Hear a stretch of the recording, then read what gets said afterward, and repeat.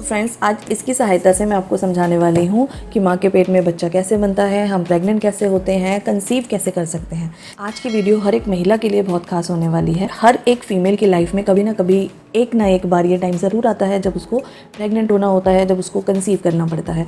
तो अगर आपके लिए नहीं तो ये वीडियो आपकी सिस्टर के लिए, आपकी डॉटर के लिए या फिर आपकी किसी फ्रेंड के लिए काफ़ी हेल्पफुल रह सकती है। ठीक है, तो बहुत सारी ऐसी फीमेल्स होती हैं जो हर छोटी छोटी चीज़ के लिए डॉक्टर के पास नहीं जाती, या फिर गायनेकोलॉजिस्ट की फ़ीस आज 1000 रुपये से स्टार्ट होकर 1500, 2000 कितना भी हो सकती है, वो हर कोई अफोर्ड नहीं कर सकता। और डॉक्टर भी आपको बैठ के आपके बायोलॉजिकल टर्म में उतना अच्छे से आपको एक्सप्लेन नहीं करते हैं, और बहुत से लोगों को उनकी बातें समझ ही नहीं आती हैं। तो मैं कोशिश करूँगी कि मैं अपनी इस वीडियो में आपको वो सारी एक्सप्लेनेशन ईजी और आसान भाषा में समझा पाऊँ। आपको क्या करना है, आपको चैनल सब्सक्राइब करना है और ये वीडियो हर एक महिला को शेयर कर दीजिए, जितने भी आपके व्हाट्सएप ग्रुप में, फेसबुक ग्रुप में, इंस्टा में, जहाँ भी हैं। ठीक है, क्योंकि आपके लिए नहीं तो किसी और के लिए नॉलेज ज़रूर यूज़फुल रहेगी, क्योंकि हर एक महिला को कभी ना कभी प्रेग्नेंट ज़रूर होना होता है। फ्रेंड्स, जब हम प्रेग्नेंट होना चाहते हैं, कंसीव करना चाहते हैं, तो सबसे पहले हमें ये नहीं पता होता कि एग्जैक्ट टाइम कौन सा है, वो एग्जैक्ट दिन कौन से हैं जब हम अपने पार्टनर के साथ रिलेशन बनाएं, इंटरकोर्स करें, जिससे कि हमारी प्रेगनेंसी के चांसेस हों। क्यों मैं ऐसा बोल रही हूँ? क्योंकि जो हमारे मेल पार्टनर हैं वो तो कभी भी, मतलब पूरे महीने में कभी भी जब चाहें तब इंटरकोर्स करके अपने स्पर्म रिलीज़ कर सकते हैं, बट उनके स्पर्म से, ठीक है, उनके सेक्स करने से हम प्रेग्नेंट नहीं हो सकते। क्योंकि जो फीमेल के शरीर में, मैं आपको दिखाती हूँ, ये देखिए, जो फीमेल के शरीर में ये जो दो ओवरीज होती हैं, लेफ़्ट और राइट, ठीक है, ये जो लेफ़्ट और राइट ओवरी हैं, इस ओवरी से एग रिलीज़ होता है। ये देखिए, अंडा रिलीज़ होता है, और ये हमारे पास सिर्फ एक ही अंडा होता है पूरे एक महीने में, और एक ही दिन रिलीज़ होता है। ठीक है, तो पूरे 30 दिन हम अपने एग रिलीज़ नहीं कर सकते हैं। मेल चाहे तो पूरे 30 दिन स्पर्म निकाल सकते हैं अपनी बॉडी से, लेकिन जो फीमेल है उसकी बॉडी में पूरे महीने में एक ही बार अंडा निकलेगा। और ये जो अंडा है, इसका जो लाइफ साइकिल होता है, मतलब ये सिर्फ 12 घंटे से 24 घंटे तक ही जीवित रहता है, उसके बाद अपने आप ही ये ख़त्म हो जाता है हमारे शरीर में। तो सिर्फ सेक्स करने से या सिर्फ इंटरकोर्स करने से हम प्रेग्नेंट या कंसीव नहीं कर सकते हैं। अगर हमें प्रेग्नेंट होना है तो हमारे पार्टनर के स्पर्म के साथ साथ हमारी बॉडी से ये एग, हमारी ओवरी से ये एग निकले, और ये एग हमारी बॉडी में उस वक्त हो, ये सबसे इम्पॉर्टेंट होता है। और ये जो ओवरी है हमारी लेफ़्ट और राइट, ठीक है, एक महीना इस ओवरी से एग रिलीज़ होता है, अगले महीने फिर यहाँ से एग निकलेगा। और ये सबके साथ कॉमन होता है, हर एक महिला के पास 2 ओवरी होती है, हर एक महिला हर महीने एक अंडा निकालती है। ठीक है, जैसे मैंने बताया था कि टाइमिंग बहुत मैटर करती है। तो ये जो एग है, ये फीमेल की बॉडी से उसके पीरियड्स के 14th डे यानी 14वें दिन निकलता है ओवरी से। ठीक है, 14वें दिन, अब एग्जांपल देके बताऊं, अगर आपका पीरियड 1 तारीख को आया है तो 14 तारीख को ये अंडा निकलेगा। ऐसे ही जो भी आपकी पीरियड्स डेट होंगी, उसी फर्स्ट डे से आप काउंट करके 14 दिन काउंट कर लेना। उस 14th डे ये एग हमारी बॉडी से, मतलब एग जो है हमारी ओवरी से निकलेगा, और कहाँ पर आता है? फैलोपियन ट्यूब में। ये जो आप देख रहे हो, ये हैं फैलोपियन ट्यूब्स। ठीक है, तो ओवरी से निकल के ये अंडा फैलोपियन ट्यूब में आता है।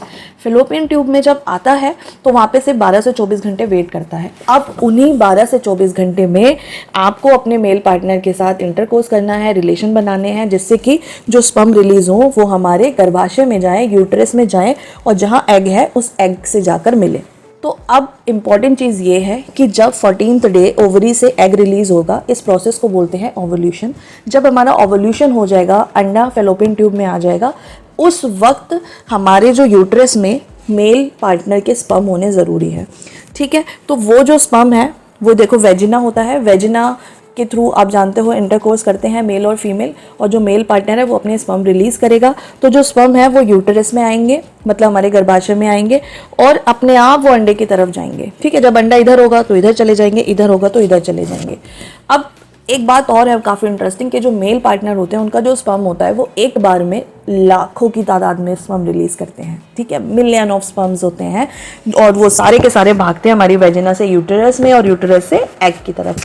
अंडा एक, लेकिन स्पर्म मिलियंस। ठीक है, और अच्छी बात ये होती है कि हमारा एग तो सिर्फ 12-24 घंटे तक ही जीवित रहता है, लेकिन जो स्पर्म होते हैं ना, उनका जो लाइफ साइकिल है वो 2 से 3 दिन आराम से होता है, काफ़ी एक्टिव और हेल्दी रहते हैं वो 2 से 3 दिन तक।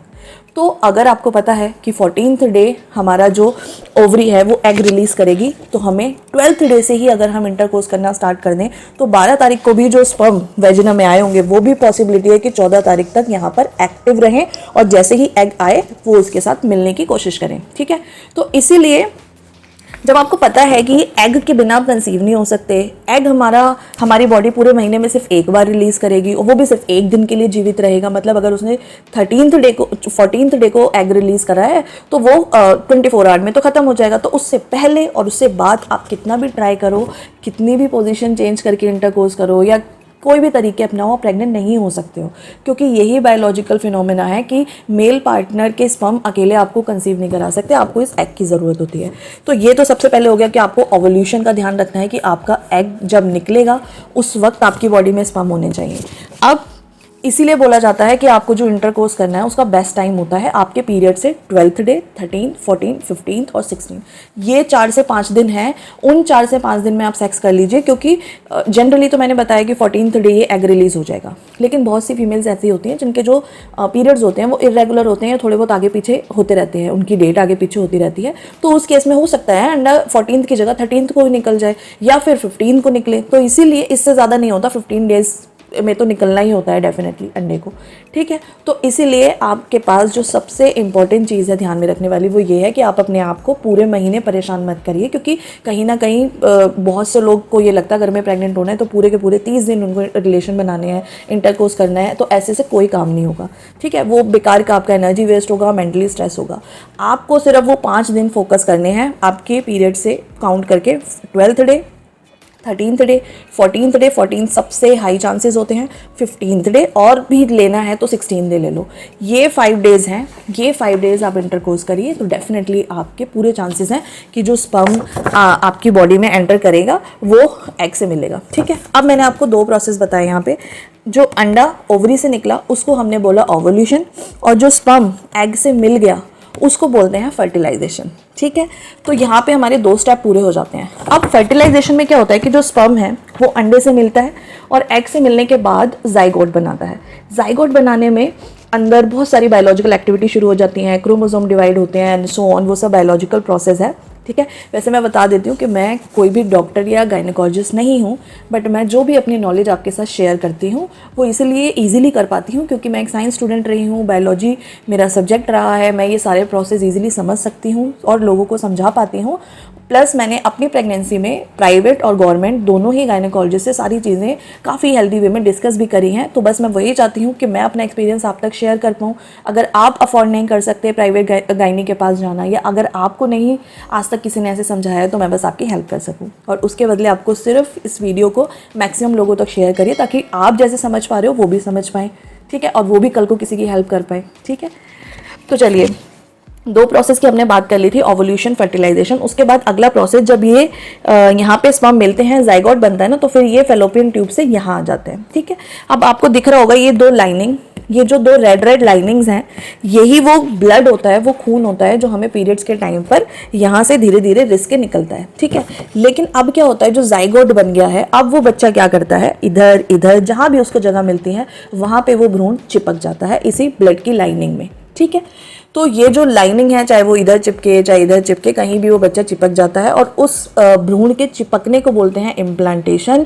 और जैसे ही इम्प्लांटेशन हुआ वैसे ही आपकी प्रेगनेंसी की जो प्रक्रिया है वो शुरू हो गई है। मतलब यहाँ से आपकी प्रेगनेंसी जर्नी शुरू होती है और यहाँ से आपको बहुत ज़्यादा सावधानी बरतनी होती है, ठीक है। अब आप देखो, आपको दिख ही रहा है क्योंकि ये ब्लड की लाइनिंग्स होती हैं, तो इसीलिए कई बार जब वो भ्रूण इस लाइनिंग में चिपकता है ना, तो थोड़ा सा हल्का फुल्का हमको ब्लड आ जाता है या स्पॉटिंग हो जाती है, थोड़े बहुत ड्रॉप्स ब्लड के आ गए या एक धब्बा जैसा लग गया, तो उसमें घबराने वाली बात नहीं होती है। वो यही होता है कि जो बच्चा चिपक रहा है, तो जहाँ पे वो चिपकता है, जहाँ पे अंदर थोड़ा सा धंसने की या घुसने की कोशिश करता है, वहीं से हल्का सा ब्लड होता है और उसके अलावा ज़्यादा कुछ नहीं होता। तो वो एक नॉर्मल चीज़ होती है।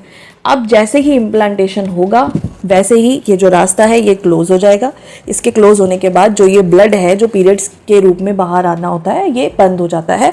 और उसके बाद इसीलिए जब हमें पीरियड्स नहीं आते तो हमें ये डाउट होता है कि हम प्रेग्नेंट हैं। तो वो प्रेग्नेंट क्यों है, क्या है, उसका कारण होता है ये लाइनिंग, क्योंकि इस लाइनिंग पे जो है इम्प्लांटेशन हो जाता है, बच्चा चिपक जाता है और ऑटोमेटिकली नेचुरली ऐसा बनाया गया कि ये रास्ता जो है बंद हो जाएगा और उसके बाद आपको पीरियड्स नहीं आते। और हर एक महिला का शरीर इम्प्लांटेशन होते ही, मतलब जैसे ही लाइनिंग में बच्चा चिपका और ये रास्ता बंद हुआ और आपकी प्रेगनेंसी जर्नी स्टार्ट हुई, फर्स्ट डे से ही आपका शरीर प्रेगनेंसी हार्मोन बनाना शुरू करता है, जिसको हम HCG हार्मोन कहते हैं। और ये जो हार्मोन है ये 10 से 12 दिन तक मतलब हर डेली अपने आप को इतना ज़्यादा इंक्रीज़ करता है कि 12-13 दिन बाद जब हम प्रेगनेंसी किट लाते हैं, उसमें टेस्ट करते हैं, तो उसमें हम अच्छे से जान पाते हैं कि पॉजिटिव आया है या नेगेटिव आया है। कभी भी आप प्रेगनेंसी किट लाना तो आप देखोगे उसमें HCG लिखा होता है, तो वो यही वाला हार्मोन होता है, क्योंकि ये हार्मोन बनता ही तब है जब हम प्रेग्नेंट हैं, ठीक है। तो और किसी रास्ते से और किसी मेथड से हमें पता नहीं चलता उस किट में, लेकिन वो किट ये हार्मोन डिटेक्ट करती है, और ये हार्मोन अगर उसमें आया इसका मतलब हमारी बॉडी में है। हमारी बॉडी में क्यों बना? क्योंकि हम प्रेग्नेंट हैं, ठीक है। आई होप ये वीडियो आपको अच्छी लगी होगी, आप इजीली समझ पाए होंगे सारी चीज़ों को।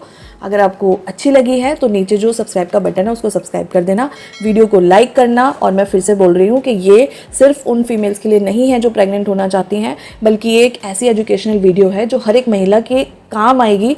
चाहे तो वो अपनी बहन को कभी बताए, आप अपनी बेटी को भी कभी समझा सकते हो, अपनी फ्रेंड के साथ भी शेयर कर सकते हो। तो जितने भी आपके फीमेल ग्रुप हैं जहाँ पे आप एक्टिव हो, व्हाट्सअप, आपका फेसबुक, इंस्टा, मैक्सिमम जगह पे इस वीडियो को शेयर करना। बाय।